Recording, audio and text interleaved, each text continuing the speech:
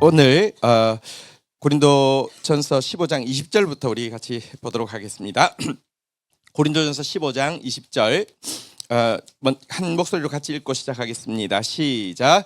그러나 이제 그리스도께서 죽은 자 가운데서 다시 살아나사 잠자는 자들의 첫 열매가 되셨도다. 자, 여기 보면 이제 앞에 그리스도의 부활이 확실하다 이렇게 이야기했는데요. 여기서는 그리스도께서 부활의 첫 열매가 되셨다 이렇게 이야기하고 있는데요. 이 말은 무슨 말이냐고 하면 첫 열매란 그것만 맺고 안 맺는다는 게 아니라 그 이후로 수많은 열매들이 맺힐 것을 전제하는 것이잖아요. 그죠? 그래서 그리스도의 부활이 왜 중요하냐고 하면 잠자는 자들의 첫 열매가 되셨다 그랬는데 우리도 부활할 것에 대한 가장 확실한 증거이기 때문에 그렇습니다. 우리도 반드시 부활할 것입니다. 할렐루야. 그리고 또 좋은 과수원일수록 첫 열매와 그 이후에 맺히는 열매의 퀄리티가 같아요, 달라요? 같잖아요, 그죠? 보십시오, 여러분들 과일 샀는데 윗줄은 좋았는데 밑에 보면 전부 다 막 못생기고 막 작고 하면 엄청 화나잖아요. 그 사기잖아요. 첫 열매가 이렇게 나왔는데 그 이후에 막 진짜 골문 거 막 뭐 이런 거 나오면은 그거는 농사 제대로 못하는 사람이잖아요.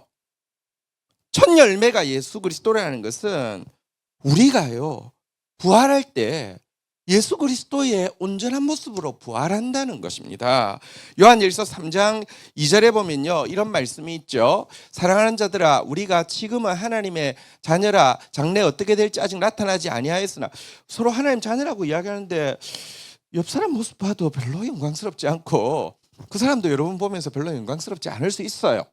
그러나 그가 나타나시며 이제 마지막 그 예수 그리스도께서 부활하신 주님이 강림하셔서 나타나실 때가 되면 한 번 더 따라하겠습니다. 우리가 그와 같을 줄 아는 것은 첫 열매이신 예수님과 똑같은 아름다운 모습으로 변화되어질 것이라고 이야기합니다. 이 소망 때문에 우리는 그의 깨끗하심 같이 자기를 깨끗하기 위해서 몸부림쳐야 하고요.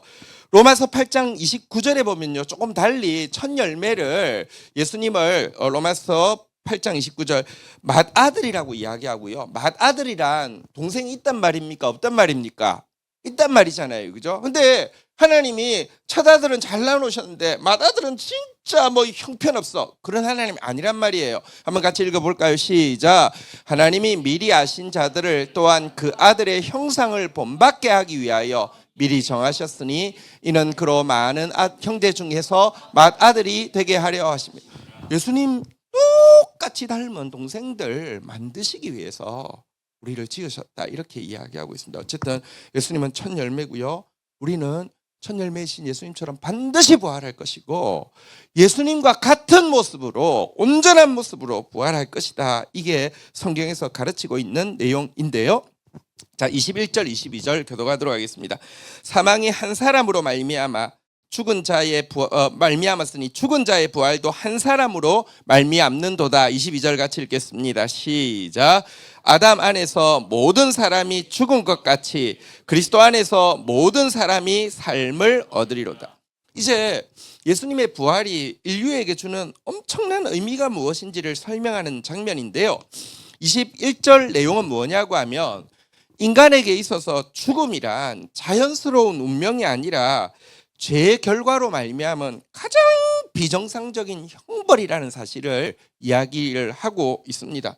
여러분 모두 죽지만 아무도 죽고 싶어 하지 않습니다. 이것은 죽음이 자연스럽지 않다는 것입니다. 그러나 이제는 모두 죽기 때문에 가장 비정상적이지만 그것 외에는 모르는 세상이 되어버렸는데요.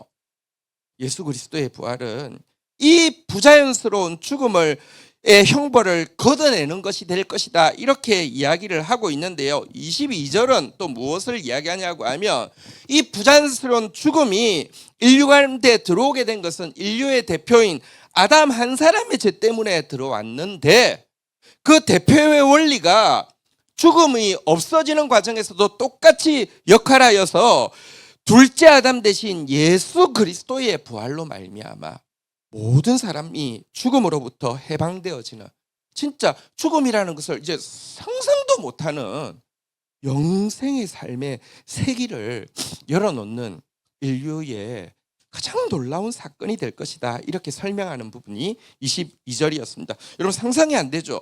죽음이 없는 세상 상상이 안 되죠? 그날에는요. 근데 사실은 죽음이 가장 비자연스러운 시기이기 때문에 그날에는 죽음이라는 게 사실은 상상이 안 되는 그런 시대가 찾아오게 될 것입니다. 자, 이제 23절을 한번 보도록 하겠는데요. 같이 한번 읽겠습니다. 시작. 그러나 각각 자기 차례대로 되리니 먼저 첫 열매인 그리스도요, 다음에는 그가 강림하실 때에 그리스도에게 속한 자요. 자, 근데 이 부활이 일어나고 생명이 이제 가득 차게 되는 이게 순서대로 이루어질 것이다라고 이야기하면서 이 순서에 대해서 이야기하는데요. 이 생명의 역사의 첫 순서는 첫 열매이신 그리스도다, 이렇게 이야기를 하고 있는데요. 이 말이 무슨 말이냐고 하면 그리스도께서 부활하신 사건 그 자체가 이미 여러분 이 사망의 나라는 돌이킬 수 없는 파멸을 맞이하고 있는 D-Day와 같은 사건이다, 이렇게 이야기하고 있습니다. 전부 사망일 때는 이제 그냥 사람들이 죽고 싶지 않지만 죽으면 그냥 운명처럼 체념하고 있었는데 예수님이 사망을 찢어버리시니까 사망이 없는 세상이 보이니까 여러분 이 사단은 사망이라는 거짓말로 이렇게 이 형벌이고 부자연스러운 것인데 그게 자연스러운 것처럼 덮어 있었는데 사망이 찢어진 것, 이게 사실은 이미 생명의 역사가 출발되는 D-Day다라고 이야기하고 있고요. 그 다음에 순서가 뭐냐고 하면요, 예수님께서 강림하실 때에 한번 따라하겠습니다. 그리스도에게 속한 자, 그리스도에게 속한 자에게서부터 이제 생명의 역사가 시작되어질 것이다, 이렇게 이야기하고 있습니다. 왜냐고 하면 여러분 이 자연 만물에 많은 것들이 있지만 하나님 보실 때 가장 소중한 존재는 그리스도에게 속한 자이거든요. 자, 그런데 그리스도에게 속한 자에게는 두 종류가 있습니다. 그리스도 안에서 이미 죽어 잠자는 자들이 있고요. 특별히 초대교회는 이 복음을 받아들이며 거의 순교를 할 것인지 말 것인지를 바로 각오해야 되는 시절이었잖아요. 그죠? 이 지금 편지를 받아보고 있는 사람들 중에서도요, 자기 가족들 가운데 이미 그리스도로 말미암아 순교당한 사람들 되게 많았었어요. 그러니까 그리스도 안에서 잠든 자도 있고 그리스도 안에서 살아있는 자도 있는데 강림하실 때 부활의 순서가 어떻게 되느냐에 대해서 데살로니가 4장 14절에 보면 자세히 나옵니다. 우리가 예수께서 죽으셨다가 다시 살아나심을 믿을진데 이와 같이 예수 안에서 자는 자들도 하나님이 그와 함께 데리고 오시리라 하면서 순서가 어떻게 되냐고 하면요, 15절. 자, 자는 자하고 살아있는 자들의 부활의 순서가 어떻게 되느냐 한번 같이 읽겠습니다. 시작. 우리가 주의 말씀으로 너희에게 이것을 말하노니 주께서 강림하실 때까지 우리 살아남은 있는 자도 자는 자보다 결코 앞서지 못하리라. 이게 무슨 말이냐고 하면 예수님이 강림하실 때 제일 먼저 부활하고 영광의 몸으로 다시 나오는 자는 주 안에서 죽은 자들이 먼저 나오게 된다는 것입니다. 살아서 주를 기다리는 자보다 먼저 부활하게 된다, 이렇게 이야기하고 있습니다. 근데 부활하는데 여러분 예수님이 부활하셨던 그 영광의 몸으로 부활해서 먼저 서게 된다는 것이고요. 그 다음에 16절 17절 한번 교독하도록 하겠습니다. 주께서 호령과 천사장의 소리와 하나님의 나팔 소리로 친히 하늘로부터 강림하시리니 그리스도 안에서 죽은 자들이 먼저 일어나고 17절 같이 한번 읽겠습니다. 시작. 그 후에 우리 살아남은 자들도 그들과 함께 구름 속으로 끌려 올려 공중에서 주를 영접하시리니 그리하여 우리가 항상 주와 함께 있으리라. 그래서 16절에 보는 바대로 제일 먼저 주님이 강림하실 때 막 하늘에서 호령과 천사장의 소리와 하나님의 나팔 소리가 온 세상에 울리는 가운데 주님이 강림하실 때인데요, 그때 죽은 자들이 완전히 변화된 몸으로 일어나고 나서 17절에 보면 살아남은 자들도 이제 변화되어질 것인데 여기에 구름 속으로 공중으로 한번 따라하겠습니다. 끌어올려져서 주님을 영접하게 될 것이다, 이렇게 이야기하고 있는데 이 끌어올려가 영어 단어가 랩처라는 단어인데요. 이것을 이제 우리가 보통 휴거라고 번역을 하는데, 랩처라는 단어는, 그러니까 여러분 막 기분이 완전히 하늘을 뚫을 것 같아. 그러니까 황홀경을 이야기할 때 랩처라고 이야기하는 단어입니다. 자, 그리고 끌어올린다라는 것의 뜻을 또 가지고 있습니다. 여러분, 우리는 이 세상에서 끌어내리는 힘은 언제든지 경험합니다. 상당히 지금 마음이 평안했고 상당히 상황도 괜찮아서 또 은혜를 받아서 뭔가 내가 이렇게 괜찮다고 했는데 갑자기 전락하는 기분 있잖아요. 완전히 그냥 그 상황이, 그러니까 그냥 같은 한 1분 사이에 갑자기 완전히 지옥까지 떨어지는 것 같은 전락하는 기분을 느낄 때가 있죠. 왜냐고 하면 우리가 사는 이 세상에는요, 끌어내리는 힘은 언제든지 존재합니다. 그래서요, 우리가 죄가 없어진, 내 몸이 죄를 벗어난 이 세상에서 죄가 사라진 상태를 상상하기 힘든 것이, 주위에 항상 끌어내리는 힘이 언제나 존재하고 우리를 지옥까지 전락시키는 힘을 경험하고 있는데요, 그날에는 이 끌어내리는 힘이 아니라 끌어올리는 힘을 경험하게 될 것이고요, 이 끌어올리는 힘 때문에 우리는 진짜 황홀함을 느끼게 될 것이다 라고 이야기하는데, 이 끌어올리는 힘이 뭐냐고 하면 한번 보십시오. 이제 살아남아 있던 성도가 그 모습으로는 주님 앞에 설 수 없습니다. 부끄러워서 설 수 없습니다. 변화가 일어나는데, 그 변화가 어떤 끌어올림이냐고 하면 보십시오. 예수님은 죽으셨잖아요. 그리고 부활하셨어요. 그리고는 변화된 몸을 입고 나서는요, 하늘로 승천하셔서 높임을 받으셨어요. 이 모든 과정을 순식간에, 우리 살아남아 있던 자들이 순식간에 경험을 하게 된다는 것입니다. 네, 살아있지만 사실 이 몸 가지고는 주님 만날 수 없어요. 죽는 것 같은데 또 갑자기 부활하는 것 같은데, 갑자기 변화가 되더니 하나님께 올라갔던, 승천했던 예수님처럼 우리의 상태가요, 이렇게 완전히 끌어올려지는, 이전에 한 번도 경험하지 못했던 그 느낌을 받게 되는 것을 이야기합니다. 그러니까 여러분 한번 생각해 보십시오.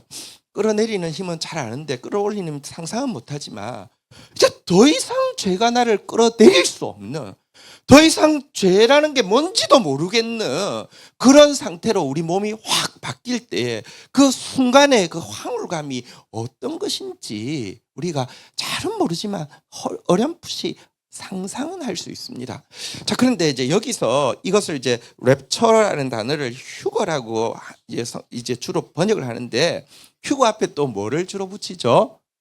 공중 휴거, 이런 이야기를 하잖아요. 그러니까 이 공중이라는 어떤 장소로 우리가 끌어올려질 것이다 이렇게 이야기하는데, 실은 정통신학에서는요, 종말론을 가르치는 정통신학에서는 이 공중으로, 우리가 공중이라는 어떤 장소에 이 살아있던 사람들이 끌어올라간다는 것에 대해서는 그것은 맞지 않다라고 이야기합니다. 뭐 이렇게 종말론 중에서 우리가 받아들이는 종말론은 무천년설 혹은 역사적 전천년설을 받아들이는데요, 이 공중이라는 것은 공중 권세 잡은 사탄이 다스리고 있는 이 세상을 상징하는 표현이고요. 이 우리가 공중으로 끌어올려진다는 것은 이제 이 장소가 그리스도께서 통치하시는 장소가 되기 때문에 우리는 어쨌든 그런, 그러니까 뭐랄까요, 예수 그리스도께서 경험하셨던 그 변화를 동일하게 우리 몸에서 순식간에 경험하게 된다는 의미이지, 공중이라는 특별한 장소로 올라간다는 뜻은 아니라는 것입니다.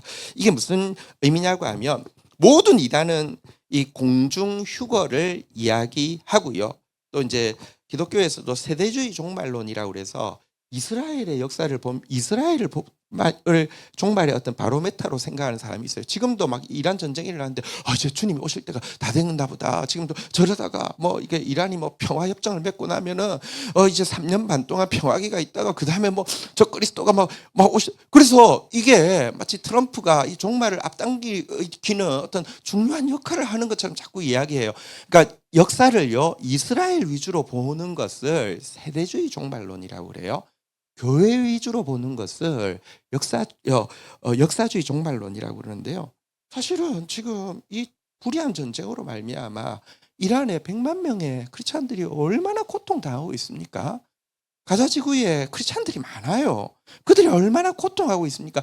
교회를 가지고 세상을 보는 시각을 역사주의적 전천연설이라고 하는데, 어쨌건 세대주의적이라는 것은 그러니까 막 이스라엘만 딱 보는 거예요. 그래서 이스라엘에다가 트럼프가 지난 임기 때 이스라엘을 수도라고 지 혼자 선언했어요. 그러니까 진짜 이거 좀 하나님의 사자 자꾸 이런 식으로 보는 거예요. 근데 그런 기독교 안에서 세대주의적 이 그 종말론에서는 공중 이제 그 휴거를 이야기하고, 그다음에 이단에서 전부 다 공중 휴거를 이야기하는데, 이단에서 공중 휴거를 이야기하는 이유가 뭐냐고 하면 교인들 충성 경쟁 시켰어요.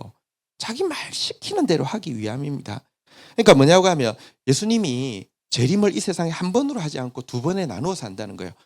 천국에서 공중까지 왔다가 좀 쉬시다가 공중에서 다시 이 땅으로 내려오는데, 말 잘 듣는 사람은 예수님이 공중에 와 있을 때 같이 공중으로 올라간다는 거예요. 그래서 7년 대환란을 완전히 면제를 받는다는 거예요.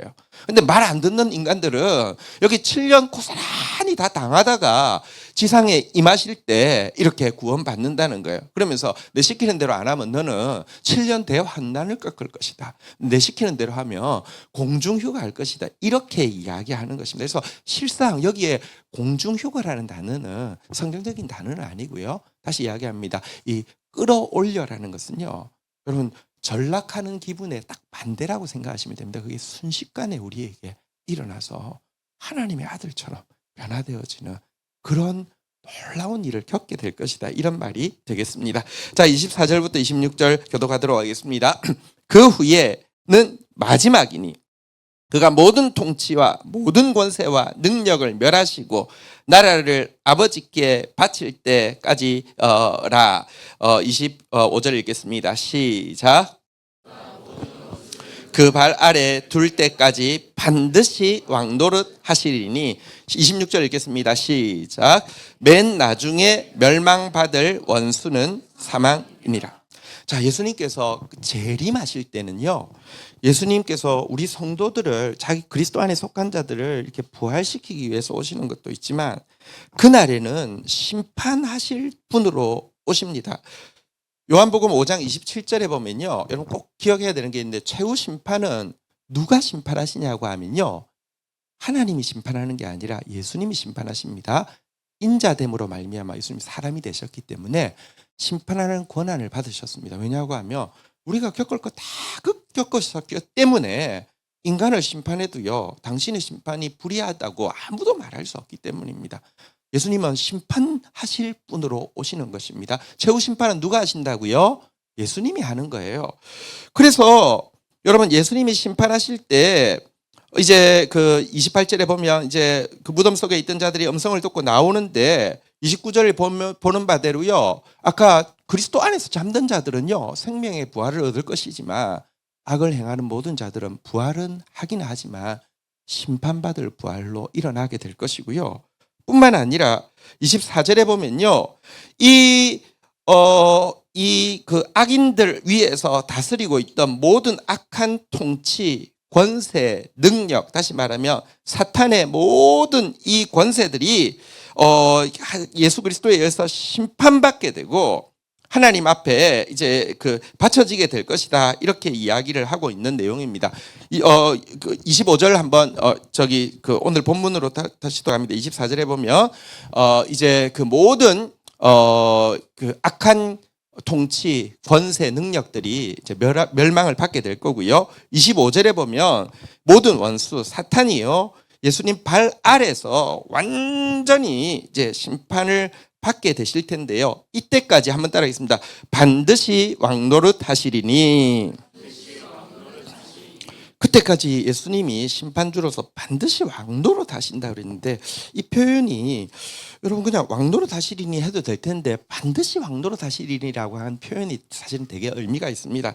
한글 성경에는 조금 뉘앙스가 잘 나타나지 않는데요, 예수님께서 당신의 죽으심에 대해서 이렇게 예언하실 때 원어로 보면요, 한번 따라하겠습니다. 반드시 죽임을 당하고 반드시 사흘 만에 살아나야 할 것을 가르치시되. 근데 예수님이 죽으면 반드시 죽어야 된다고 말씀하셨습니다. 반드시 살아나야 된다고 말씀하셨습니다. 근데 그 똑같은 단어 원어를 여기에다가 쓰시면서 근데 예수님이 반드시 왕대로 해야 된다라고 이야기합니다. 이게 왜 그러냐고 하면 기독교의 핵심은 뭐냐고 하면 우리가 예수님처럼 되는 거거든요. 그래서 예수님의 죽음이 내 죽음이 되기 때문에 예수님 반드시 죽으셔야 돼요. 안 그러면 나는 또 죽어야 돼요. 예수님의 부활이 내 부활이 되기 때문에 예수님 반드시 부활하셔야 돼요. 그래서 내가 내 부활이 된 거예요. 마찬가지로 그날에는요 우리가 주와 함께 왕노릇 하게 될 것입니다. 그래서 예수님 반드시 왕노릇 하셔야 돼요. 그래야지 내가 주와 함께 왕노릇 하게 된다는 것입니다. 그리고 나서 이때에 심판을 받게 될 때에 제일 마지막에 심판받는 것이 무엇이라고요? 26절에 보니까 무엇이라고요? 사망이다 이렇게 되어 있습니다. 한번 보시죠. 심판의 순서를 보시면요 제일 먼저는 악인들이 심판받습니다. 두 번째는 사탄이 심판받습니다. 세 번째는 사망이 심판받습니다. 여러분 왜냐고 하면 여러분 우리 인류에게 죄가 들어와서 죄인이 되고 죄인이 되었을 때 사단이 하는 역할은 무엇이냐고 하면요 무슨 우리가 범죄했을 때 중간에 와서 농간을 하면서 협박범, 갈치범 역할을 하는 것입니다. 근데 여러분 이게 이제 죄라는 게 원인이고 거기 중간에 끼어드는 무슨 사건이 있으면 꼭 파파라치 이렇게 그 나쁜 것들이 끼어드는 게 있잖아요. 그죠? 그게 사단이라는 거예요. 협박범, 갈치범이고. 근데 사망은 죄의 결과고 사실은 온 인류의 가장 큰 원수인데 예수님의 통치 가운데 죄인이 먼저 심판받고요. 그리고는 죄가 끊어지고 그다음에 사탄이 굴복당해서 끊어지고 그다음에는 사망이 사라지게 될 것이라고 이야기하고 있습니다. 이런 순서대로 쭉 진행되어진다라고 이야기하는 것입니다. 자, 이렇게 사망이 사라지고 우리는 이제 예수님과 함께 생명의 왕노릇 할 것입니다. 생명이 막 무한대로 확대 재생산되는 것입니다. 보십시오. 그냥 여러분 그냥 영원히 그냥 산다고 하면 지루해서 어떻게 살아 그렇잖아요. 그죠? 근데 생명이 막 만들어져 가면요. 그럼 진짜 막 창조의 생명이 막 만들어져 가면 시간 가는 줄 모른단 말입니다. 이게 영원토록 계속되어지는 세상이 사망이 멸망받는 이 순간부터 펼쳐지게 될 것이다. 이게 하나님 나라에 대한 약속입니다. 자, 27절, 28절 이제 마지막으로 좀 한번 보도록 하겠습니다. 27절, 28절 교독하겠습니다. 만물을 그 발 아래에 두셨다 하셨으므로 만물을 아래에 둔다 말씀하실 때 만물을 그의 아래에 두시니가 그 중에 들지 아니한 것이 분명하도다. 28절 읽겠습니다. 시작. 만물을 그에게 복종하게 하실 때에는 아들 자신도 그때에 만물을 자기에게 복종하게 하신 이에게 복종하게 되리니 이는 하나님이 만유의 주로서 만유 안에 계시려 하심이라. 자, 예수님은 27절 보는 바대로 만물 위에서 만물을 27절 다스리는 분이십니다. 자, 그래서 이 모든 만물의 질서가 회복되어지고 나면요. 모든 만물이 당신의 발 앞에 복종하고 나면 28절에 보는 바대로 예수님도 여러분 하나님께 자발적으로 복종하실 것이다. 이런 표현이 나옵니다. 그때 만물을 자기에게 복종하게 하신 이에게 복종하게 되리니. 자, 그런데 이 표현에서 예수님이 자신을 하나님께 복종시킨다는 표현이 자칫 이 성자는 성부보다는 좀 더 열등한 게 아닌가 이렇게 오해를 할 수 있는데 전혀 그런 게 아닌 것을 알 수 있는 게 예수님께서 우리를 위해서 십자가 지시는 과정에서도 이와 같이 똑같은 마음을 보여주셨잖아요. 빌립보서 2장 5절에 보면 너희 안에 이 마음을 품으라 곧 그리스도 예수의 마음이니 그러고는 6절 같이 한번 읽어볼까요? 시작. 그는 근본 하나님의 본체시나 하나님과 동등됨을 취할 것으로 여기지 아니하. 그러니까 하나님하고 동등해요. 근데 하나님과 동등됨을 취할 것으로 여기지 않고 7절에 보는 바를 오히려 자기를 비워 종의 형체를 가지사 사람같이 되셨고 8절 사람의 모양으로 나타나서 자기를 낮추시고 죽기까지 복종하셨으니 곧 십자가에 죽으심이라 이렇게 하셨는데요. 이 일을 십자가 지실 때뿐만 아니라 만물의 심판주로서 모든 것을 당신의 발 아래 두시고 모든 만물의 질서가 회복된 그 순간에도 똑같은 마음으로 하나님 앞에 복종할 것이라고 이야기하는데 왜 그러냐고 하면 천국은요 어떤 곳이냐, 질서가 완전히 회복된 곳이 천국이기 때문에 그렇습니다. 여러분, 첫째 아담이 한 일이 뭐냐고 하면요, 이 질서를 깨트린 것입니다. 왜? 스스로 하나님 되려고 함으로 말미암아 이 질서가 깨어지니까, 하나님과 나 사이에 질서가 깨어지니까 나와 만물 사이에 질서가 깨어져 가지고 이 세상이 이렇게 엉망이 되어 버렸습니다.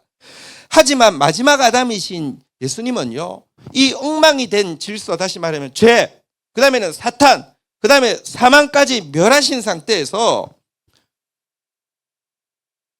회복된 만물을 가지고 하나님 앞에 나와서는요, 하나님 앞에 스스로 굴복하심으로 말미암아 완전한 영적 질서를 다시 회복시켜 주시는 분이다, 이런 의미입니다. 이런 점에서요, 여러분, 이단이 종말에 가지고 있는 그 자신들이 어떤 모습이 될 것인지와 기독교에서 마지막 날에 우리가 어떤 모습이 될지에 대해서 확실히 차이가 납니다. 이단이 가지고 있는 마지막 날에 내가 어떻게 되느냐를 뭐라고 하냐면, 한번 따라하겠습니다. 신인합일설. 내가 지금 이렇게 잘 거주시키는 대로 잘하고 하면은 마지막 날에 내 안에 하나님이 들어와서 내가 하나님이 된다는 거예요. 그때부터는 내가 하나님이라는 거예요. 그게 이단이 가르치고 있는 가르침입니다. 근데 기독교는요, 진짜 하나님이신 예수님도 이 완전한 질서 가운데 스스로 굴복하시는, 그래서 이 영적 질서가 완전히 회복되어지는 곳이다, 이렇게 이야기하고 있습니다. 기독교에서는요, 그날이 되어도 우리는 영원토록 하나님을 섬기는 존재가 될 것이라고 가르치고 있습니다. 왜? 우리는 예수님처럼 됩니다. 심지어 예수님의 신부처럼 됩니다. 가장 좋은 게 하지만 영원토록 영적 질서 가운데 그분을 사랑하고 그분을 섬기는 존재가 될 것이라는 것이 기독교의 가르침입니다. 이렇게 되면 하나님만 좋겠죠. 어차피 전부 다 이제 내가 다 가졌으니까. 아니요. 하나님이 그 자기에게 모든 것을 이렇게 복종하는 아들에게, 빌립보서 2장 9절부터 보면요, 이러므로 하나님이 그를 지극히 높여 모든 이름 위에 뛰어난 이름을 주사, 10절 같이 읽어볼까요? 시작. 하늘에 있는 자들과 땅에 있는 자들과 땅 아래에 있는 자들로 모든 무릎을 예수의 이름에 꿇게 하시고, 11절 같이 읽겠습니다. 시작. 모든 입으로 예수 그리스도를 주라 시인하여 하나님 아버지께 영광을 돌리게 하셨느니라. 아들은 만물을 하나님께 올려드리면요, 하나님은 만물에 대한 주권을 다시 한번 아들에게 주시고요. 그러면 하나님은 이 만물이 아들을 높임으로 말미암아 하나님이 영광 받으시는 이 완전한 삼위일체의 이렇게 질서 안에서 완전히 하나 되는 그런 모습을 이루는 곳이 하나님 나라가 될 것이다, 이렇게 이야기하고 있습니다. 우리도요, 사실 그리스도와 같은 모습이 될 것입니다. 정말 아름답게 변할 것입니다. 그리스도의 신부가 될 것입니다. 그러나 꼭 기억해야 합니다. 그때도 하나님 앞에 기꺼이 복종함으로 말미암아 진짜 생명을 누릴 수 있고요, 진짜 영광을 받을 수 있고요, 진짜 영광을 돌릴 수 있다는 사실을 꼭 기억해야 합니다. 그래서 이 세상에서요, 우리가 이 영적 질서를 세우는 것을 훈련하는 것 굉장히 중요합니다. 교만은 사탄의 가장 확실한 식별법이거든요. 자, 그리고 이 그 마지막 절에 나온 이 표현이, 오늘 이제 본문 마지막 절 표현에 우리 한번 좀 다시 유념해서 좀 보려고 하는데요. 28절에 보면요, 한번 따라하겠습니다. 하나님이 만유의 주로서 만유 안에 계시려 하심이라. 조금 한글로는 긴데 영어로는요, God may be all in all 이렇게 되어 있습니다. 앞은 좀 복잡하니까 한번 따라하겠습니다. God all in all 이렇게 이야기하고 있습니다.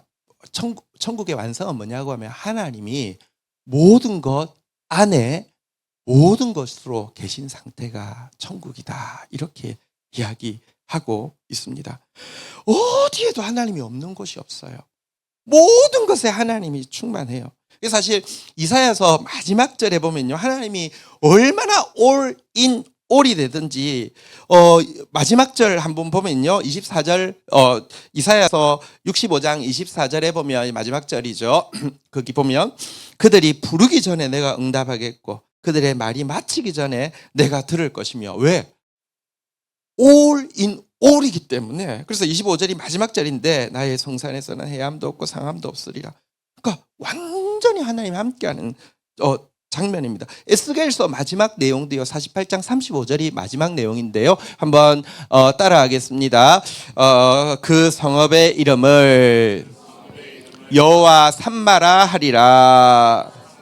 여호와 삼마는 여호와께서 거기 계신다. 우리 옆 사람에게 축복하겠습니다. 여호와 삼마, 우리 안에 all in all, 이것이 여러분 이루어지게 될 것입니다. 그리고 사실 성령 충만이 뭐냐고 하면요. 한번 다시 따라하겠습니다. God, all, in, all. 오늘도 그 은혜로 우리와 함께 하실 것입니다. 할렐루야. 자리에서 일어서시겠습니다. 주 다스리네 우리 같이 찬양하며 주님 앞에 나가겠습니다.